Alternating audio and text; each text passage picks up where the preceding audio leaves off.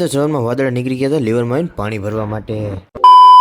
જય માતાજી મિત્રો, આજે સવારમાં પાછી મેનાણી નીકળી ગયા હતા આપણે કામે જવા માટે. રોડે ચડ્યું હતા, ઉપર જોયું તો વાદળા પણ આપણી હેરો લીવરમાં નીકળી ગયા હતા પાણી ભરવા માટે. આજે આ પાછું સાંજે આવશે લગભગ વરસાદ. પછી ફાઇનલી મિત્રો આપણે ગોંડલ આવીને પછી આપણે 4x4 ભરીને આપણે નીકળી ગયા હતા જસદણ તરફ જવા માટે.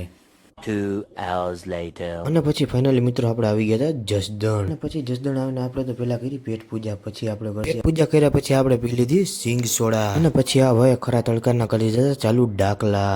હવે કામ પતી ગયું હતું મિત્રો, હવે આપણે પાછા જઈએ ગોંડલ તરફ. અને પછી ફાઇનલી મિત્રો આપણે આવી ગયા ગોંડલ ને જુપિટર લઈને નાખી એવા ટ્રાન્સપોર્ટે દાગીના. ફાઇનલી મિત્રો આજે તો ગમે એવો વરસાદ હતો, આજે પણ આપણે રમવાનું તો થાય જ છે. અને વરસાદ જેવું વાતાવરણ હોય ત્યારે બધાએ પોતપોતાની ગાડીમાં લોફી સોંગ વગાડતા હોય.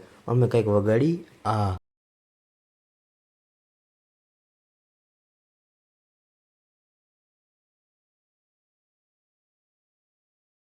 અને પછી ફાઇનલી મિત્રો આપણે આવી ગયા ખોડલધામ વેસ્ટ ઝોનમાં. અને પછી ફાઇનલી મિત્રો 12 વાગી ગયા અને માતાજીની એન્ટ્રીનો ટાઈમ થઈ ગયો.